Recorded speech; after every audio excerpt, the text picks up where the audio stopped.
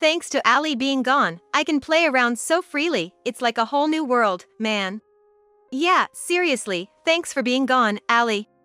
My son's words made me pause. They were exactly the same as what was written on a photo I saw in my daughter-in-law's coffin. Maybe, just maybe, that terrible prank wasn't actually my son's doing.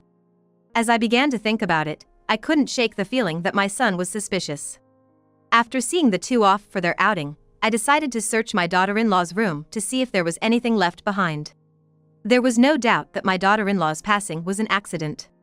But I couldn't forgive their attitudes, and I couldn't shake the thought that something else might have happened. Even though it was just a matter of duty, I desperately searched, relying on my mother's intuition. In the sparsely decorated room, I found a diary. Ali, sorry for reading this without permission. I apologized silently as I flipped through the pages. With a tense expression, I continued reading the diary, hoping to find some truth. What was written there far exceeded my expectations, detailing numerous horrible events. Are you kidding me? Harry wasn't the only one, but even my husband was involved in such things? What I found there were numerous heinous acts against the two daughters-in-law that I didn't know about. Instead of showing remorse, the attitudes of my husband and son seemed to worsen, prompting me to seek revenge. I'm Violet. I'll be 62 this year. I've been living with my son's family, and I thought we got along reasonably well. But it all fell apart suddenly. One day, my daughter-in-law got into a traffic accident and became a victim. With only my son Harry left, Ali, my daughter-in-law, was like a precious daughter to me. Ali lost her parents early, and she had looked up to me as a mother figure. Despite her gentle demeanor, Ali, who was considerate and kind, was so dear to me that it wouldn't be an exaggeration to say I cared for her more than my son. Losing such a cherished daughter-in-law left me in despair for a while. Mom, we also have to prepare for Ali's funeral, so please don't stay down forever. Be strong. Yeah, you're right. We need to stay strong. Ali wouldn't want us to be distressed. Urged by my son, I finally faced Ali's accident and began to deal with the procedures. I was so deeply saddened that I couldn't understand at the time why my son seemed so unaffected. On the day of the funeral, I cried until my eyes were swollen red. Ali was a hard worker, diligently working at my relative's company. I heard about what a thoughtful and kind girl she was, and the funeral was attended by many relatives who mourned her loss. Thank you so much for everything. Thank you for being my daughter. As I bid farewell to her while saying those words, I couldn't help but notice a photo inside the coffin. Taking it in my hand, it was a family photo taken when we went on a family trip. Someone must have thought it was a good idea to include it. That's what I thought, but strangely, Ali wasn't in the photo. It wasn't originally taken without her. She should have been at the far edge of the photo, but she was cut out. Curious, I absent-mindedly flipped it over, and handwritten words jumped out at me, "Thanks for being gone." Shocked by the unexpected and horrifying words, I let out a gasp and sat down right there. Mom, what's wrong? This. I showed the photo to my son, pale-faced. My son's eyes widened in surprise, but he quickly dismissed it, saying, "It's just a prank," and pocketed the photo, returning to his seat. I couldn't believe my son's reaction and instinctively called out to him, raising my voice. Just a prank? That's ridiculous. Who would do something so insensitive in a place like this? Please, be quiet until the funeral is over. We can talk about it later. Talk about it later? How can we possibly calm down when there might be someone here capable of doing such a thing? Ali deserves better. I pleaded desperately with my son, but he shook his head, refusing to engage with me. Instead, he seemed to find my raised voice in such a solemn setting irritating, even giving me a look of annoyance. Feeling convinced that there was someone with malicious intent who had put this photo in Ali's coffin, I couldn't calm down. Driven by confusion, I rushed out of the funeral hall, pulling out my phone to call the police. Anyway, there's someone here who did something so malicious. I'm sorry, my mother is just very distraught. She's not herself. The officers who arrived listened empathetically to my story, but they said there was no way to determine who had put it there. Even when I explained that my daughter-in-law was killed in a traffic accident and that the driver responsible had already been caught, and there were no leads on any other suspects, the police officers just looked puzzled, as if they were at a loss. Hey, can't you calm down already? Making such a fuss like this won't let Ali rest in peace. Yeah, Mom. Dad's right. Furthermore, my son and husband, the very people I needed support from, started calling my agitation over a mere prank embarrassing. My gentle husband and son, who tried to calm down their distraught family member who had lost important loved ones. That's how it must have looked to the police. But from my perspective, it was far more terrifying to see the two of them acting nonchalantly despite what had been done during our family member's funeral. Hey, why? Even if it's just a prank, it's malicious. Why can you stay so calm about it? Just because. Making a fuss like this won't make Allie happy. Yeah, exactly. What's the point of trying to find the culprit? Perhaps to the other mourners at the funeral, it may have seemed like I was just making a scene for no reason. After being told by other relatives to calm down, I obediently returned to my seat. Despite it being a family funeral, the fact that the two of them didn't shed a single tear made me suspicious beyond belief. They promised to talk after the funeral, so I managed to keep myself strong at least for the duration of the service. I had to bid farewell to my precious daughter-in-law properly. With that sentiment in my heart, I tightly gripped my handkerchief throughout the funeral. After returning home from the funeral, I finally had a conversation with the two of them. When I demanded to find the culprit who put that photo and make them apologize to my daughter-in-law, they exchanged glances and shook their heads, saying something outrageous. Isn't it possible that Allie might have earned someone's grudge? What are you talking about? Anyway, since it's just a prank, there's no need to make such a fuss. Allie can't do anything about it now. With that, they chuckled and left without listening to me any further. Even though they should have been important to each other, why did they become so cold? I couldn't understand and could only feel disappointed in them. After the funeral, they didn't even pray in front of Allie's photo, and they frowned at me when I did it, showing their disdain. Maybe one of them wasn't the one who put that photo. As such thoughts crossed my mind, they started doing things that seemed to confirm it. My husband, who had always enjoyed activities like horse racing, and my son, who had been influenced by him. Since the funeral, they had been going out to play quite frequently. I must say, you two seem to be having quite a good time. Must be nice to have such a good budget for outings. We're doing okay as usual. It's just that we got some money for entertainment purposes. Where did you get that money from? It's from Allie's insurance. I was speechless at my son's casual remark about something so outrageous. Of all things, these two had referred to the insurance money from the deceased family member as money for entertainment.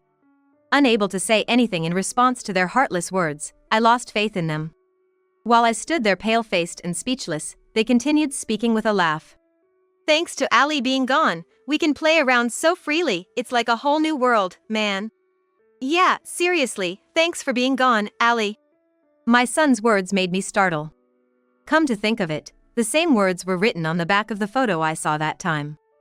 I began to wonder if my son had actually done it, and I couldn't help but feel increasingly suspicious of him. After seeing the two off for their outing, I decided to search my daughter-in-law's room to see if there was anything left behind. It had been left untouched since the accident.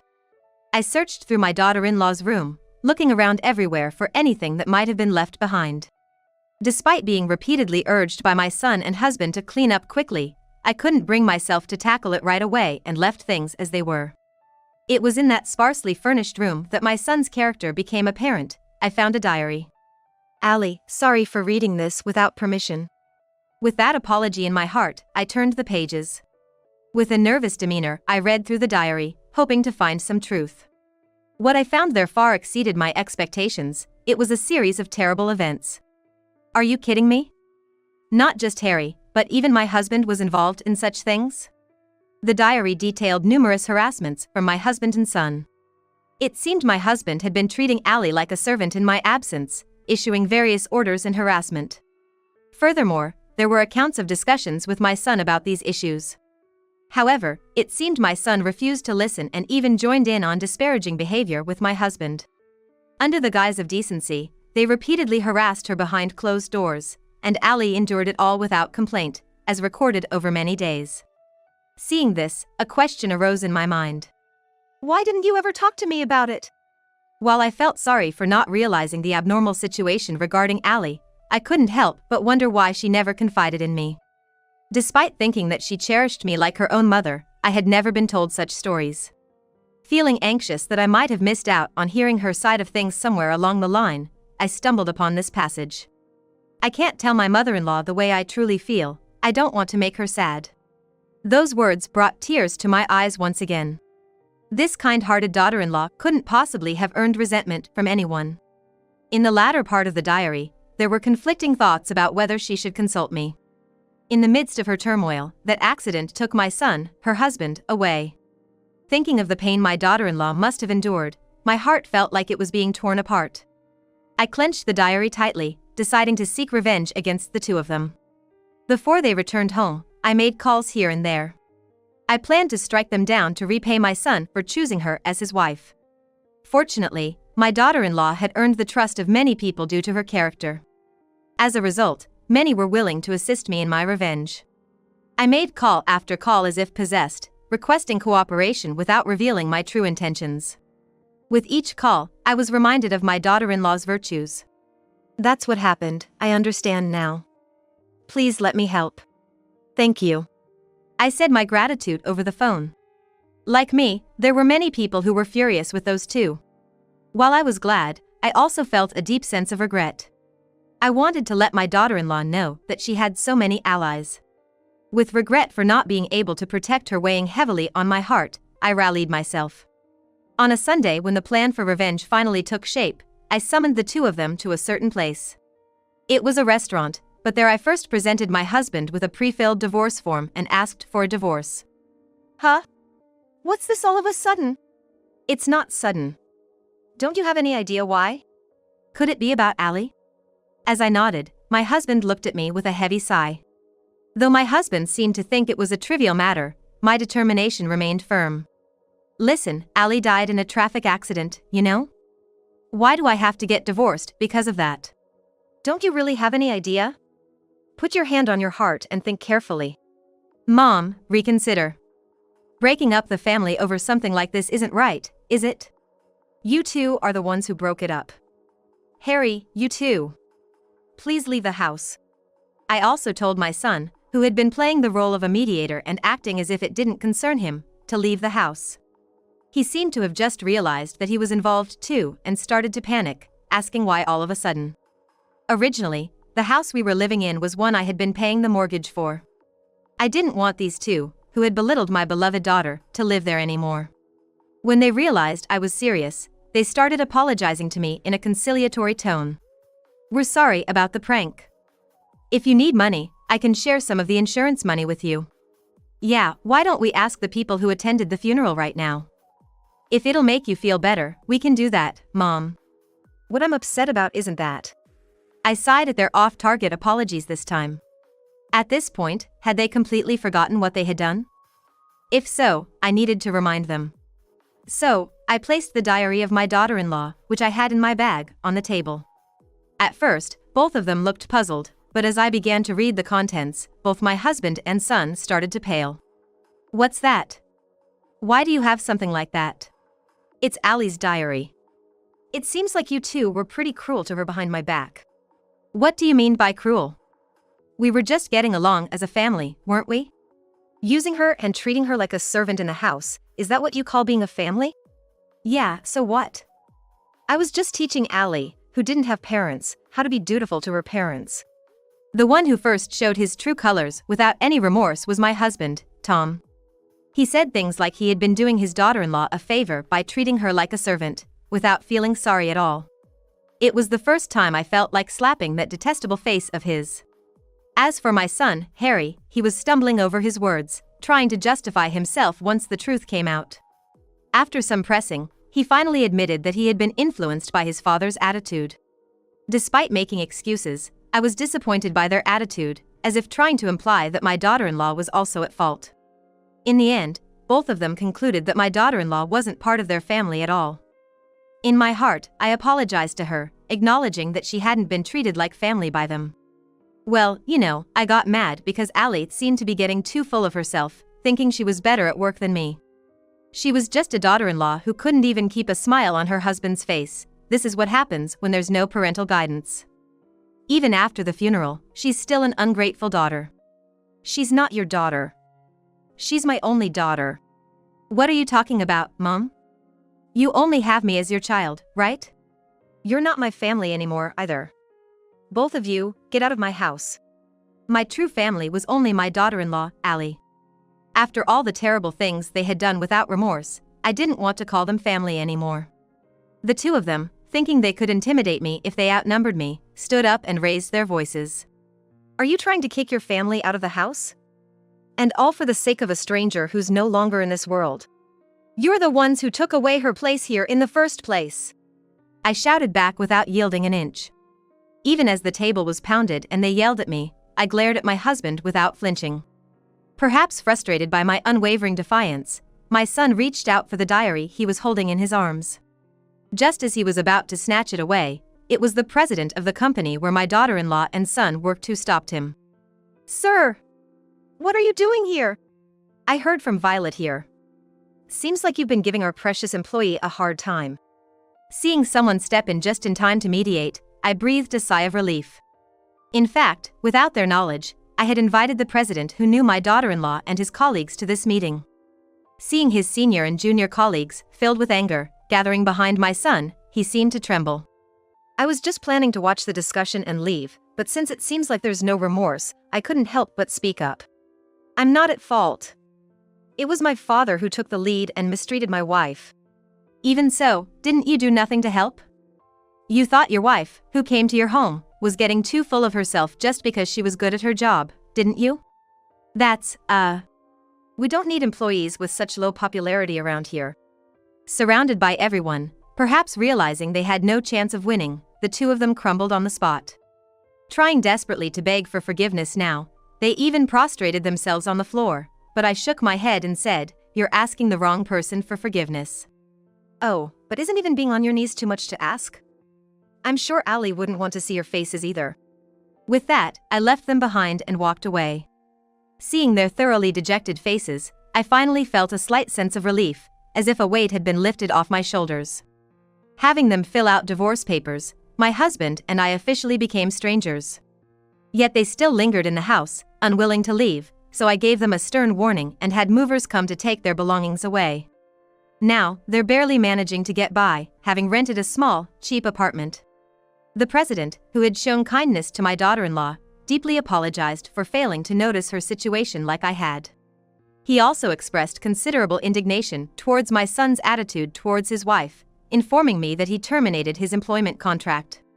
Although he's still hanging around as a part-time worker, he's apparently feeling quite uncomfortable at work, being glared at by colleagues who know the situation. As for my ex-husband, it seemed he had used up most of his savings on horse racing and would occasionally come to my house asking to borrow money. He would complain about being scolded by our son multiple times for his reckless spending, even though our livelihood was precarious. Despite being in such dire straits, my ex-husband would come crying to me, saying he couldn't even enjoy his one remaining pleasure of horse racing. Even when pushed to the brink, he showed no remorse for his actions, and I would repeatedly send him away, threatening to call the police. Apologize to Allie. Though, even if you do, it won't make things right. I'm sorry. That's why I need you to lend me money. If you're truly sorry, why don't you find a part-time job or help our son? If our son abandons you, you'll really be left with nothing. With that, I would shut the door in his face. For a while, my ex-husband would pound on the door, cursing me and my daughter-in-law, but if left alone long enough, he would eventually disappear. In the finally quiet living room, I clasped my hands together in prayer for my daughter-in-law. I still sometimes wonder and regret if I could have done something more for her as a mother, a little earlier. The photo I found in the coffin at the time was something both my son and husband vehemently claimed to know nothing about. While I initially thought one of them was behind the ongoing harassment, perhaps it was a message from my daughter-in-law all along. Though it's too late to do anything for her now, I hope she finds some peace knowing what happened to the two of them, as I looked at the precious photo of my daughter and wished for that.